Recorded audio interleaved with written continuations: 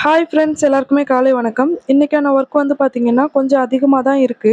எந்திரிச்ச உடனே பார்த்தீங்கன்னா, கொஞ்சம் கட்டிங் ஒர்க்லாம் முடிச்சுட்டு, அதுக்கப்புறம் ஒரு 10 மணிய போல நான் ஸ்டிச்சிங் ஒர்க் வந்து ஸ்டார்ட் பண்ண ஆரம்பிச்சுட்டேன். ஒரு சிஸ்டர் வந்து நேத்து கமெண்ட்ல கேட்டிருந்தாங்க, "நான் மெரிட் மிஷின் வந்து யூஸ் பண்ணிட்டுருக்கேன். ஆனா, என்னால வந்து ஒரு நாளைக்கு ஒரு ப்ளவுஸ் தான் ஸ்டிச் பண்ண முடியுது." அப்படிங்கிற மாரி சொல்லியிருந்தாங்க. நானுமே பார்த்தீங்கன்னா, இப்போ தான் இந்த மிஷின் வாங்கியிருக்கேன். இதுக்கு முன்னாடி வந்து நார்மல் பெடல் மிஷின் சின்னது இருக்கு பார்த்தீங்களா, அதில மோட்ரு வச்சு யூஸ் பண்ணிட்டுருந்தேன்.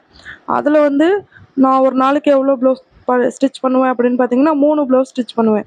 ஆனா, அந்த 3 ப்ளவுஸும் ஒரு நாள் பூரா ஸ்டிச் பண்ற மாதிரி இருக்கும். ஒரு ப்ளவுஸ வந்து முடிக்கிறதுக்கே ஒரு நார்மல் ப்ளவுஸ முடிக்கிறதுக்கே எனக்கு 1 1/2 மணி நேரம் டைம் எடுக்கும். இப்போ ஒவ்வொரு மிஷின பொறுத்தவரைக்கும் பார்த்தீங்கன்னா, ஒவ்வொரு ஸ்பீடு வந்து இருக்கும். இப்போ நார்மல் பெடல் மிஷின்ல ஸ்பீடு கொஞ்சம் கம்மியா தான் இருக்கும். அதே மாதிரி இப்போ கொஞ்சம் இண்டஸ்ட்ரியல் மிஷின் யூஸ் பண்றதுனால ஸ்பீடு அதிகமா இருக்கிறதால ஒரு ப்ளவுஸ வந்து நான் 20 நிமிஷத்துல கம்ப்ளீட் பண்ணி முடிக்கிறேன். எந்த மிஷினா இருந்தாலும் சரி, நீங்க எஃபோர்ட் போட்டீங்க அப்படின்னா, கண்டிப்பா ஒரு நாளைக்கு 3 ப்ளவுஸ் கண்டிப்பா ஸ்டிச் பண்ணலாம். அதுலயும் சில பேர் சொல்லுவீங்க, "நான் எவ்வளவோ ட்ரை பண்ணிட்டேன். ஆனா என்னால ஒரு ப்ளவுஸ் தான் ஸ்டிச் பண்ண முடியுது." அப்படிங்கிற மாரி சொல்லியிருப்பீங்க. ஆனா இந்த மாரி டைமிங்க வந்து அதாவது ஒரு ப்ளவுஸ் ஒரு நாளைக்கு நான் 1 தான் தப்பேன். நான் 2 தைக்கணும், 3 தைக்கணும்னு ஆசையா இருக்கு அப்படின்னு நெனச்சீங்கன்னா, நீங்க என்ன பண்ணணும்னு பார்த்தீங்கன்னா, இப்போ டெய்லி ஒர்க் பண்ணிட்டு இருக்கீங்களா? ஒர்க் பண்ணிட்டு இருக்கப்போ ஒரு ஒரு ஒரு நாளைக்கு ஒவ்வொரு ப்ளவுஸ் ஸ்டிச் பண்றீங்க. இப்போ திடீர்னு யாராச்சும் கொஞ்சம் அர்ஜென்ட் அப்படின்ட்டு இன்னொரு ப்ளவுஸ் குடுத்தாங்கன்னா, ஒரு நாளைக்கு ஒரு ப்ளவுஸ் தான் தைக்க முடியும் என்னால அப்படின்னு சொல்லிட்டு அந்த ப்ளவுஸ வாங்காம இருக்காம, வாங்கிட்டு அதுக்கப்புறம் அது வாங்கிட்டோம்னா, அது எப்படி இருந்தாலும் குடுத்து தானே ஆகணும். அதுக்காக நம்ம என்ன பண்ணுவோம், கொஞ்சம் டைம் எடுத்து நம்ம வந்து ஸ்டிச் பண்ணி குடுப்போம். ஸோ குடுக்கும்போது நம்மளுக்கு ஸ்பீடு கொஞ்சம் அதிகரிக்கும். அதாவது நம்மளால இவ்வளோ தான் முடியும் அப்படின்ட்டு நீங்களே முடிவு பண்ணாம, உங்களால முடியும் அப்படின்னு நம்பி, நீங்க வந்து அடுத்தடுத்த ப்ளவுஸ், அடுத்தடுத்த ஆர்டர் கொஞ்சம் அர்ஜென்ட்டா கேட்குறாங்கல்ல, ஸோ அந்த மாதிரிலாம் நீங்க வாங்குனீங்கன்னா, ஓரளவுக்கு உங்க மேலயும் கான்ஃபிடென்ட்டா வந்து, இல்ல ஸ்டிச் பண்ணி குடுத்துடலாம் அப்படிங்கிற ஒரு நம்பிக்கையில ஸ்டிச் பண்ணி குடுக்கறதுக்கு வாய்ப்பு இருக்கு. ஏன்னா நான்லாம் அப்படிதான். ஒரு நாளைக்கு 3 ப்ளவுஸ் தான் என்னால ஸ்டிச் பண்ண முடியும் அப்படின்னு நெனச்சிட்டு இருந்தப்பலாம், ஓகே இப்ப திடீர்னு வந்து அதாவது பகல் பூரா வந்து தச்சிட்டு இருப்பேனா, ஒரு 3 ப்ளவுஸ் தான் என்னால ஸ்டிச் பண்ணி குடுக்க முடியும். கட்டிங், ஸ்டிச்சிங், காஜா ஹூக் அட்டாச் பண்றது எல்லாமே நானே பண்ணுவேன். இப்போ திடீர்னு ஒரு 4 மணிக்கு மேல, ஈவினிங் 4 மணிக்கு மேல ஒருத்தவங்க ப்ளவுஸ் வந்து கொண்டாந்து குடுக்குறாங்க அப்படின்னா வாங்கிடுவேன். வாங்கிட்டு அத எவ்வளோ சீக்கிரம் என்னால ஸ்டிச் பண்ணி குடுக்க முடியுமோ, அவ்வளோ சீக்கிரம் நான் வந்து ஸ்டிச் பண்ணி குடுப்பேன். 2வது பார்த்தீங்கன்னா, நீங்களா இன்ட்ரெஸ்ட் எடுத்து பண்ணணும். ஒருத்தவங்க சொல்லி சொல்லி, இல்ல என்ட்ட சுத்தமா காசே இல்ல, அப்பதான் நான் வந்து தைக்க போவேன். அந்த மாதிரி ஏதாவது ஒரு ரீசன் தேடாம, உங்களுக்கு டிஃபால்ட்டா அது வந்துட்டே இருக்கணும். ஓகே.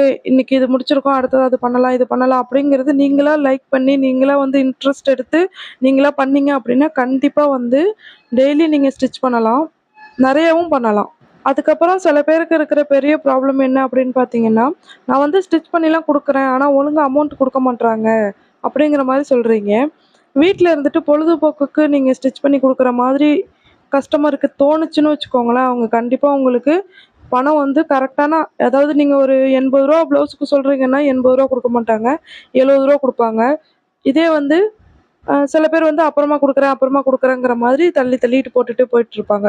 இதே நீங்க டெய்லி அத ஒர்க்கா ஒரு அந்த நம்மளோட டெய்லரிங் ஒர்க் வந்து டெய்லி பண்ணிக்கிட்டே இருந்து, நெறைய கஸ்டமர்ஸ் புடிச்சு நீங்க அடிக்கடி பண்ண தான், அது உங்களுக்கு ஒரு மாரி பிசினஸ் மாதிரி அ குரோ ஆக ஆரம்பிக்கும்.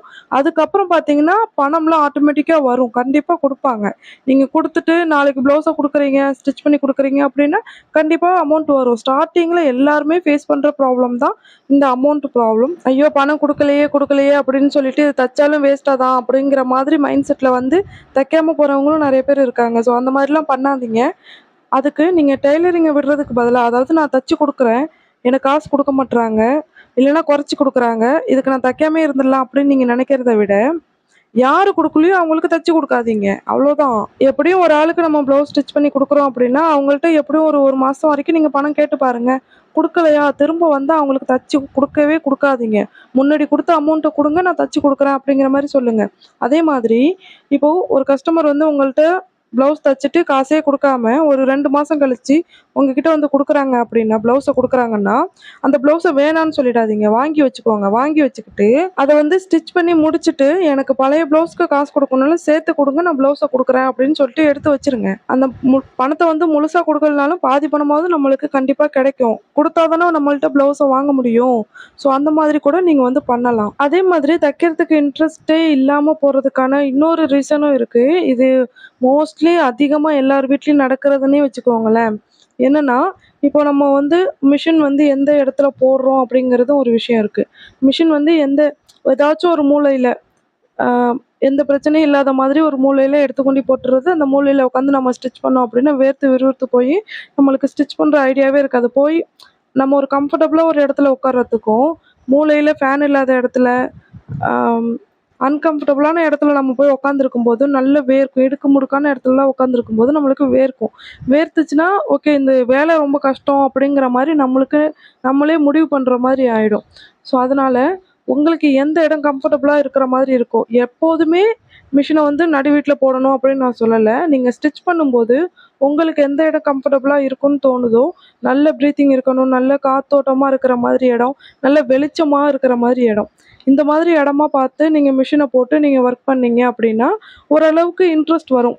சரி நல்லாயிருக்கு ஸ்டிச் பண்ணலாம் அப்படிங்கிற மாரி போக போக உங்களுக்கு இன்ட்ரெஸ்ட் கொஞ்சம் அதிகமாகும். இப்போ நான் சொன்ன வரைக்கும் எல்லாமே பார்த்தீங்கன்னா, ஒண்ணு ஒண்ணா நான் எனக்கு எனக்கா கொஞ்சம் கொஞ்சமா விஷயங்கள் தோணி தோணி நானா சேஞ்ச் பண்ணிக்கிட்ட விஷயங்கள். நானும் ஸ்டார்ட்டிங்கில மிஷின் வாங்குறப்போ மூலையில தான் போட்டு வச்சு ஸ்டிச் பண்ணிட்டுருந்தேன். செம்மையா வேர்க்கும். ஏன்டா பண்றோம்? அப்படிங்கிற மாதிரி இருக்கும். என்னோட ப்ளவுஸ, என்னோட சுடிதார நான் ஸ்டிச் பண்ணி முடிக்கிறதுக்குள்ளேயே படாத பாடு படுற மாதிரி இருக்கும். ஆனா, எப்போ நான் எனக்கு கம்ஃபர்டபுளான இடத்துல நான் சேஞ்ச் பண்ணனோ, அதுக்கப்புறம் வந்து நான் அந்த வேலைய வந்து புடிச்சு பண்ண ஆரம்பிச்சேன். ஸோ நீங்களும் இத ட்ரை பண்ணி பாருங்க. கண்டிப்பா வந்து கரெக்ட்டா இருக்கும்னு நெனைக்கிறேன். நீங்களும் ட்ரை பண்ணி பார்த்துட்டு எப்படி இருக்குங்கிறத கூட கமெண்ட்ல சொல்லுங்க. அதே மாதிரி முக்கியமான ஒரு விஷயம் என்ன அப்படின்னு பார்த்தீங்கன்னா, எனக்கு நல்ல இன்ட்ரெஸ்ட் எல்லாம் இருக்க தான் செய்யுது. எனக்கு தைக்கணும்னு ஆசையெல்லாம் இருக்கு. ஆனா வந்து எனக்கு வீட்ல சப்போர்ட் பண்ண மாட்றாங்க. நான் போய் அதாவது தைக்கலான்ட்டு உட்காந்தாலே திட்டுறாங்க, மூஞ்சி சுளிக்கிறாங்க, பேசுறாங்க அப்படிங்கிற மாரிலாம் இருக்கும். இது எல்லார் வீட்லயும் இருக்க தான் செய்யும். ஸ்டார்ட்டிங்லலாம் பார்த்தீங்கன்னு வச்சுக்கோங்களேன், டெய்லரிங் அப்போ நம்ம ஸ்டார்ட் பண்ணும்போது நம்மளுக்கு ஒண்ணும் தெரியாது. அதுலேருந்து பெருசா நம்மளுக்கு காசு எதுவும் வராது. அப்போ நம்ம அந்த வேலைய சும்மா செய்ற மாதிரி தான் அடுத்தவங்களுக்கு என்ன சும்மா தைக்கிறேன்னு போய் உட்காந்துக்கிற. என்ன சும்மா இதையே பண்ணிட்டு இருக்க அப்படிங்கிற மாதிரி தான் வீட்ல உள்ளவங்களுக்கும், நம்மள சுத்தி உள்ளவங்களுக்கும் தோணும். அதெல்லாம் சுத்தமா கண்டுக்கவே கண்டுக்காதீங்க. உங்களுக்கு ஒவ்வொரு நாளும் நீங்க ஸ்டிச் பண்ண ஒவ்வொரு எக்ஸ்பீரியன்ஸ் கிடைக்கும். ஸோ கேப்பே விடாம நீங்க டெய்லி வந்து ஒர்க் பண்ணிக்கிட்டே இருங்க. கண்டிப்பா நீங்க எப்போ ஃபினிஷிங் கரெக்ட்டா கொண்டு வரீங்களோ, அப்ப கண்டிப்பா உங்களுக்கு பணம் வரும். பணம் வரும்போது எல்லாரும் மதிப்பாங்க. அப்போ சொல்லுவாங்க, "என்ன சும்மா அது இதுன்னு பார்த்துக்கிட்டு இருந்துச்சு. பரவால்ல இப்போ ஓரளவுக்கு நல்லாயிட்டு. நல்லா தைக்க ஆரம்பிக்குது, தைக்குது. அதுல நல்லா ஓரளவுக்கு சம்பாதிக்குது." அப்படிங்கிற மாதிரி பேச்சுக்கள்லாம் அதுக்கப்புறம் வரும். இன்னொரு விஷயம் என்னன்னு பார்த்தீங்கன்னா, நம்ம வந்து வெளிய எங்கேயும் வேலைக்கு போறது கிடையாது. நம்ம வீட்லயே ரெடி பண்ண போறோம். வேலை பார்க்க போறோம். கஸ்டமர் வந்து நம்மகிட்ட கொண்டாந்து குடுக்க போறாங்க. நம்ம ரெடி பண்ணி குடுக்க போறோம். இதுல வந்து பெருசா ரிஸ்க் எதுவும் கிடையாது. நம்ம நெறைய பணம் போட்டு அது அப்படியே போயிடும் அப்படிங்கிற மாரி ரிஸ்கே கிடையாது. நீங்க உங்க நாலேட்ஜ வச்சு நீங்க அத கட் பண்ணி, ஸ்டிச் பண்ணி குடுக்க போறீங்க அவ்வளோதான். நீங்க பெருசா எதுவும் அமௌண்ட் போட்டு ஏமாற போறது கிடையாது. ஏன்னா, இதுல நம்ம அதிகமா இன்வெஸ்ட் பண்றதே வந்து இந்த மிஷின்க்காக மட்டும் தான். அதுக்கப்புறம் நம்ம ஒரு நூல் கண்டு வாங்குனோம்னா போதும், கஸ்டமருக்கு ஸ்டிச் பண்ணி குடுத்துரலாம். ரொம்ப பணம் போட்டு ஏமாற போறது கிடையாது. இப்போ அது மட்டுமே இல்லாம, இப்போ நீங்க வேற ஏதாவது சாரி பிசினஸோ, இல்ல இது மாதிரி வேற ஏதாவது நீங்க ரெடி பண்ண போறீங்கன்னா, நீங்க பல்க்கா அமௌண்ட் போட்டா தான் நீங்க அந்த மாதிரி பணம் எடுக்கலாம். அதுலயுமே 100% பணம் எல்லாமே வரும். எல்லாமே சேல் ஆயி எல்லாமே வந்துரும் அப்படிங்கிற மாதிரி கிடையாது. சில நேரத்துல வரும், சில நேரத்துல வராது. ஆனா இந்த ரிஸ்க் இந்த டெய்லரிங் ஃபீல்டுல கிடையவே கிடையாது. அதனால நம்பி உங்களோட முயற்சிய நீங்க ஆரம்பிங்க. ஆரம்பிச்சு சக்ஸஸ்ஃபுல்லா கொண்டு வாங்க. என்னால முடிஞ்ச வரைக்கும் நான் இந்த வீடியோல ஓரளவுக்கு தெளிவா சொல்லியிருப்பேன் அப்படின்னு நெனைக்கிறேன். நான் சொல்ல வந்த விஷயம் உங்களுக்கு புரிஞ்சிருந்துச்சு அப்படின்னா, மறக்காம கமெண்ட்ல ரெட் ஹார்ட் போடுங்க. இந்த வீடியோ புடிச்சிருந்துச்சுன்னா மறக்காம லைக் பண்ணிடுங்க. இந்த மாரி டெய்லரிங் வீடியோ பிடிக்கும்னா நம்மளோட சேனல மறக்காம சப்ஸ்கிரைப் பண்ணிக்கோங்க.